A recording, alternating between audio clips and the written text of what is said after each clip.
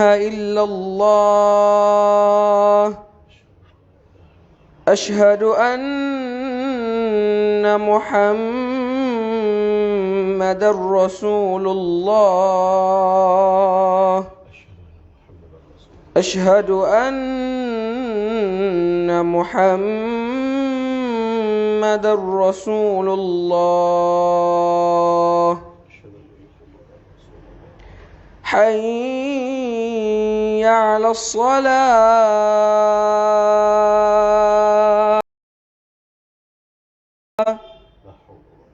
حي على الصلاة حي على الفلاح حي على الفلاح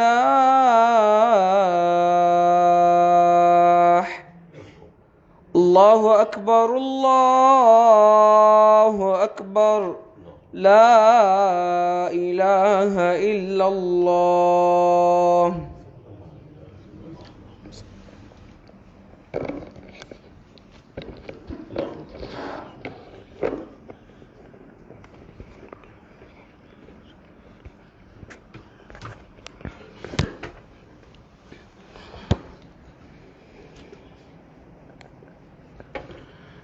إن الحمد لله نحمده ونستعينه ونستغفره ونعوذ بالله من شرور أنفسنا وسيئات أعمالنا من يهده الله فهو المهتد ومن يضلل فلن تجد له وليا مرشدا أشهد أن لا إله إلا الله وحده لا شريك له وأشهد أن محمدا عبده ورسوله يا أيها الذين آمنوا اتقوا الله حق تقاته ولا تموتن إلا وأنتم مسلمون يا أيها الناس اتقوا ربكم الذي خلقكم من نفس واحدة وخلق منها زوجها وبث منهما رجالا كثيرا ونساء واتقوا الله الذي تساءلون به والأرحام إن الله كان عليكم رقيبا يا أيها الذين آمنوا اتقوا الله وقولوا قولا سديدا يصلح لكم أعمالكم ويغفر لكم ذنوبكم ومن يطع الله ورسوله فقد فاز فوزا عظيما أما بعد عباد الله يقول الله تبارك وتعالى وقضى ربك ألا تعبدوا إلا إياه وبالوالدين إحسانا ويقول تبارك وتعالى واعبدوا الله ولا تشركوا به شيئا وبالوالدين إحسانا وقال تعالى ووصينا الإنسان بوالديه إحسانا يقول الرسول صلى الله عليه وسلم رغم أنف ثم رغم أنف ثم رغم أنف قيل يا رسول الله من؟ قال من أدرك والديه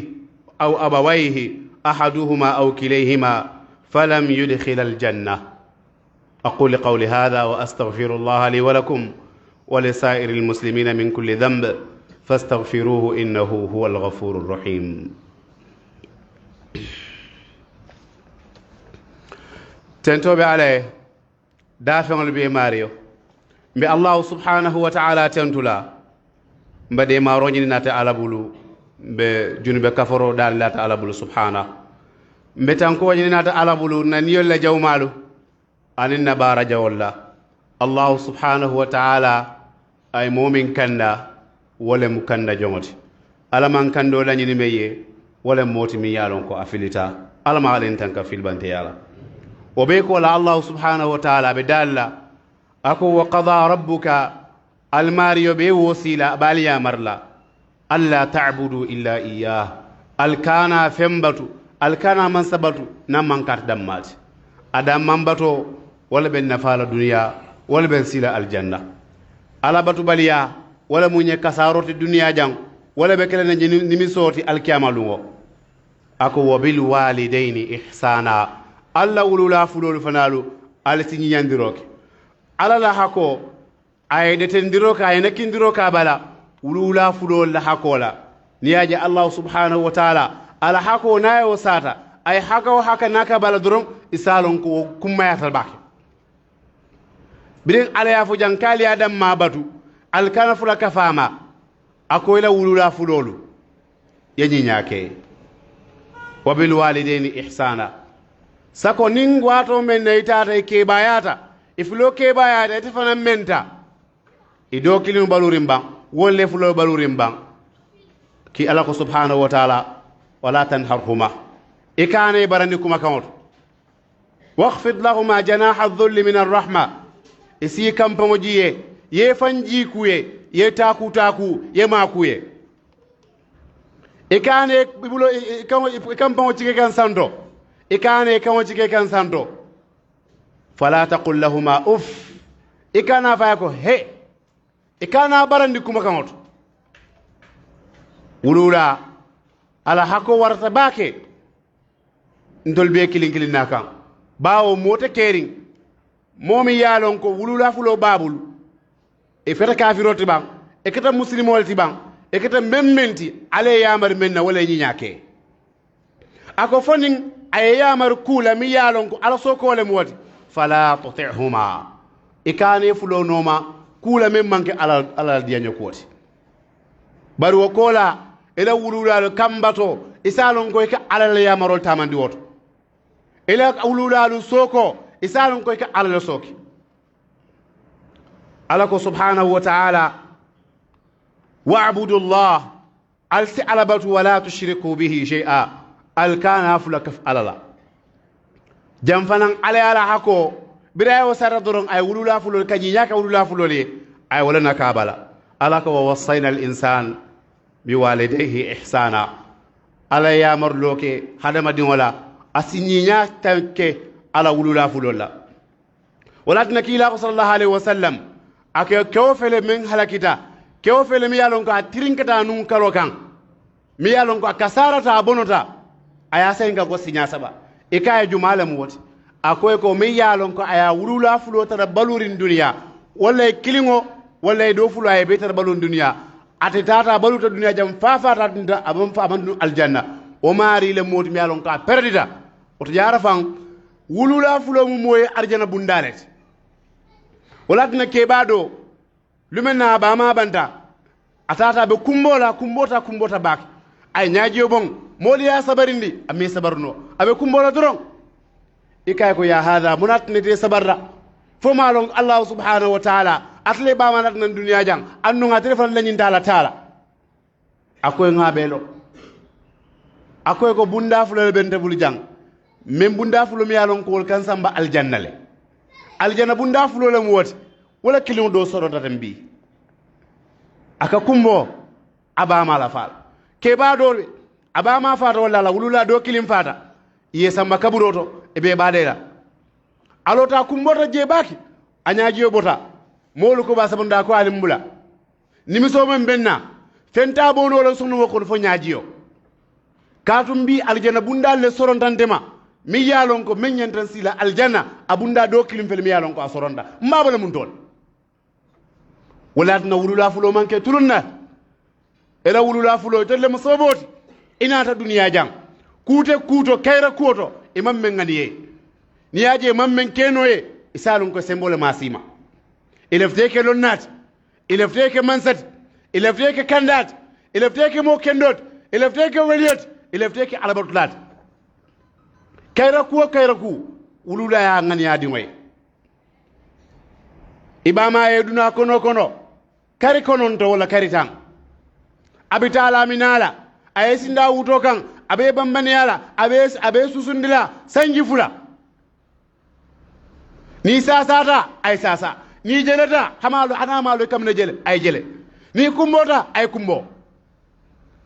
ni sasata kamu afele ko nasa wutno tabala ay akafa ngobala nyin kamala e kanu nyame eteta yemen emam mosoto duniya be nyaadun na menna folo la wulula fulo alako wabil walidaini ihsana imma yablughanna indaka alkibar ahaduhuma aw kilahuma fala taqul lahumā uff ikana fo ko he bin tol kalom ba mañul ñaato ñaadile ngalom fa mañum ke stan ñaadile nadiyamu taka baba no nteñin kela ye kan wulinda kan sando na koy ñinke ko baba ñol mo wise imam kuning imam kalamuta imam karan e ka hañi kay kuma gon foy fay e ka hañi kay kuma gon foy ba may na e kuma fo hanan men men diye e kuma jimi ye ñalaka yamute su sokono ida kana femfo inya kana ku yatandala ela wululalam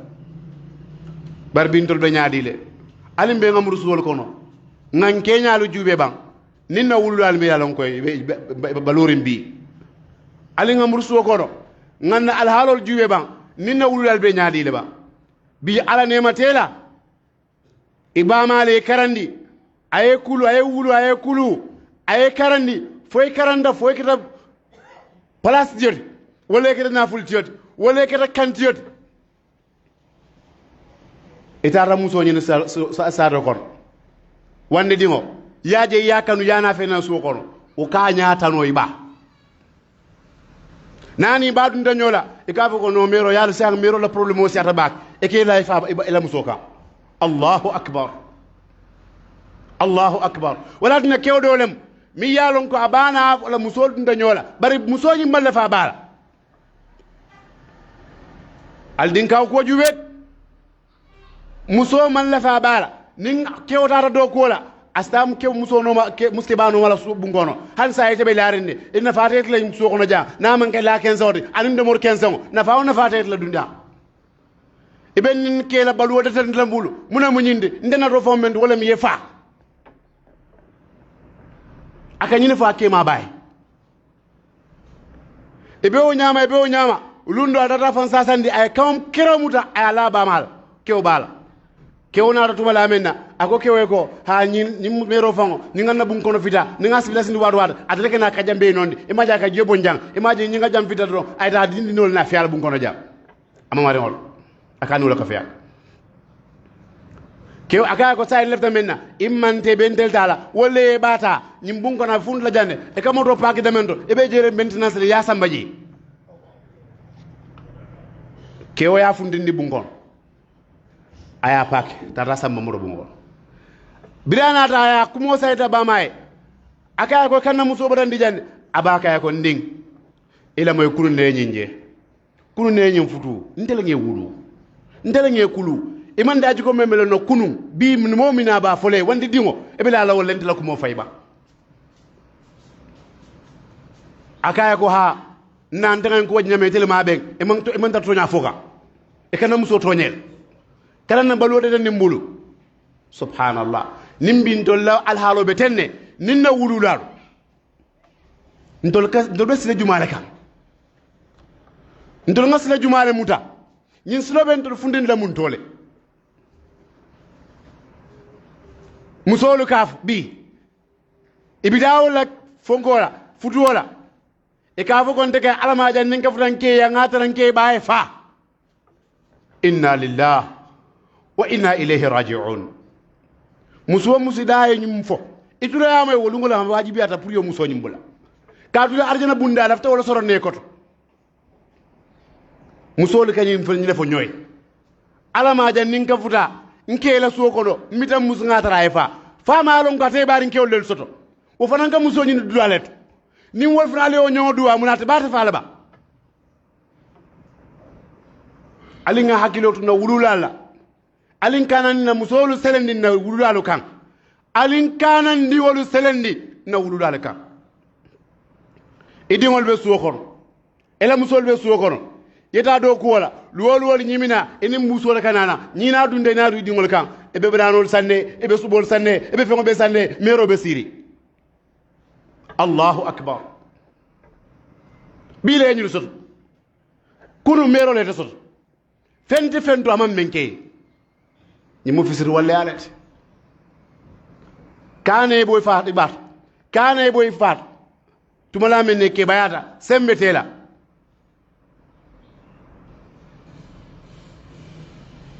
yefanjiye ala malaka ndema Abu Hanifa rahimahullah abu hanifa ko be ngalo nyamen sunna mo ba mi yalon ko madahibul arba afram do kilnati kon man sako ya muta ya forcer praake qadit abalanta ako luwolu wole sina yen to kendeke yembalo kannini kendeke yen soron kam mute luwolu wole nyin kamalan so ngake qadit akaman so ako ba lun kilin sito sotota wolumbe prisino kono nkumbota bak bira fondula la kanyum ako lun soto jewlun kumbota bak ako meyen kumbondi ngambatu soko no malo ngatu al hala nyaadi le nyam bite be sere kunda jam e babe santoto jam han 500 dollars manke password pour futama e kasija wan iya ibu kata nyita ziara ibabe jang abe baluri fama be jang abe baluri ibu kata ibu ka hanka kol ibu ka ibabe jang ite man sannaye ite dawal dilala ite silvan sannaye nyin salo sire silvano sa dingol be chawan ye musol ye nyine bala sokon fonni na wulula batoti ba fonni na mu yamar roti ba alentor yamar men ba ninna wulula tema ba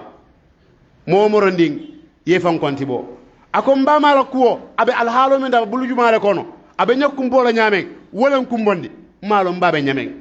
mo kendol tatanu e ke bañol buña baag ayas bin muawiya ako lundo kumbota tumalame na ba ma banta e kay ko ayas ikamuno kumbo ako na arjana bunda wala sorontamma wala ben kumbonde kam الحسن بن علي علي بن حسن بن علي بن ابي طالب ikaya ko munat nan jeje ni fama buka bulo bla mirankile akoy kon silan dalen kantam fa soki na ngam bulo bla mirankile fetar larin ko kan sando ahnya ba kan mbulo sabanje ngama afelen kera di ngoti miya fa soki ako nyat na mbuga hani ni na wulula mbulo bla mirankile ñu lele wulula al horoma yebunya abu hurayra radiyallahu anhu ko luwolu somanda jannaka ta kila majlisoto akanalo abama la bundal asa abama kontum assalamu alayk ay abama kontum abama ejo asa faye ko mba alama alay nemela comme ko yenkulu nyame abama sa faye ko alama alay nemi fanama ko yen topoto nyame ñullem kila la sahabalti ndiko kay yaka ñullela الله أكبر ولاتنا حليمة بنت السعدية ميالون كو كيلا مرضعة مي كيلا سوسندي لونو دولا ما منا كان صحابة لن كيلا بس لوكا يمستيبا جامنا ولا كيلا يا سوتي كو نينا من مرضعة نينا محليمة ميالون كاين سوسندي أنياجي واتو ما يالدن كبابوندي أي بمبان فتتاما أي أموتا ياسين دالدن كبالا فيني أي سندي أبا فنجلا الله أكبر كيلا لنجد عليه الصلاة والسلام يكو أميرا بان نين آيات نون كيلا باما بلوري أبا بونيا لنياديل أبا هرم لنياديل عليه الصلاة والسلام ñim muslimi adino ayna wulula ko kumayandi pour nge ngaloya ko la baki ete mbadi muslimo ifan koros ifan konti boban ini la wulula fulbe ñoy suko na ñaadi ete mena wulula fulbe balon sokon e kayla moy la kumol la ban tumala min hani kuma foy mi yalon kan yani dia fota ñoko foy ke talandi le ba yebule tano ba akuyate wo adiyate wo ñini bala ko mo fota ñoko eni fala ko mo fota ñoko ite ñante jilale ya kan nganya ya duma fe tumando bar aske no tebe mem fanka wala right bari wulula mo bu ka tambañato yena ya kan nganya ya nene fayson ko la me yalon ko tebe le fi menna bari ka fa na no e ko ñi ko hay muso futu ndata futura ndongole ko babi ndenga men jenga wala kam ni konta futul ni konta to futula ndefande futula kana futu ete ni fama mentor la bo askoy barkane fama kaw jande ni fama e nyo saba musu musula kula ko kana yin yanin ebeni misal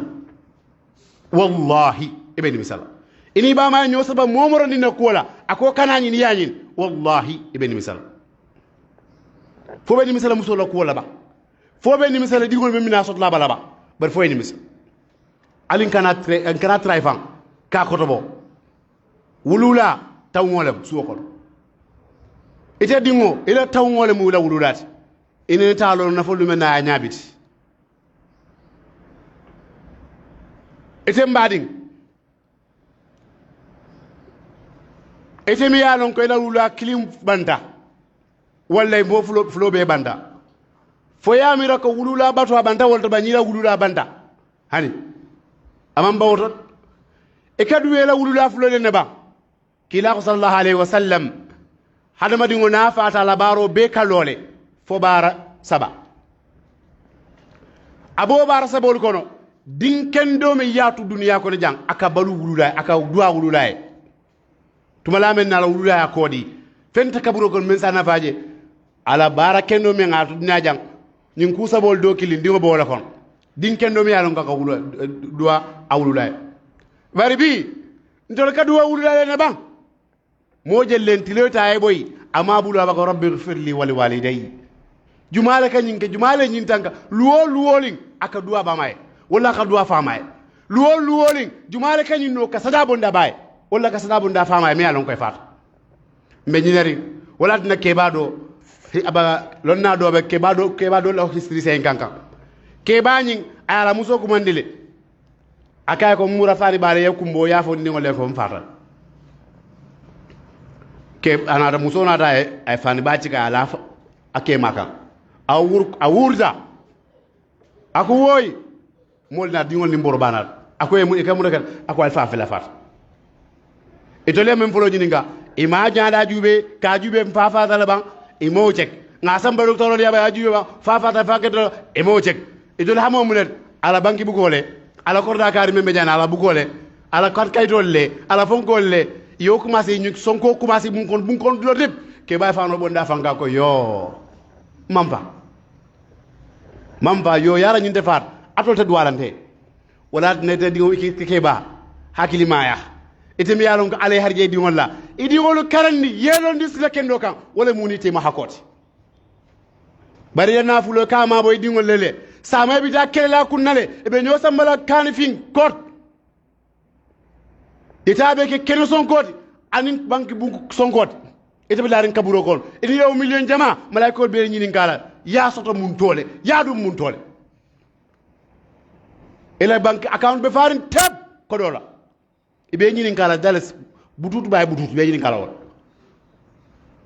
kilin abebe koylal ya soto nyaadile ya dum mun kunna idi wol hayna o bekela dunya e man sada bondo nya soto la koto e man duwa ki soto nya la koto e buka duwe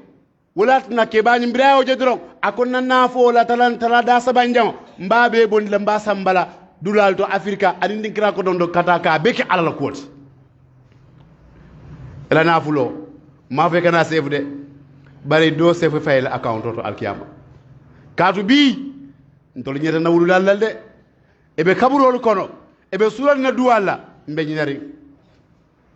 jumala ka duwala wululay kaburu afari ngo جمالك دوala ولولاي على ما على كندما ربنا اتنا في الدنيا حسنه وفي الاخره حسنه وقنا عذاب النار ربنا لا تزغ قلوبنا بعد إذ هديتنا وهب لنا من لدنك رحمه انك انت الوهاب قوموا الى الصلاه يرحمكم الله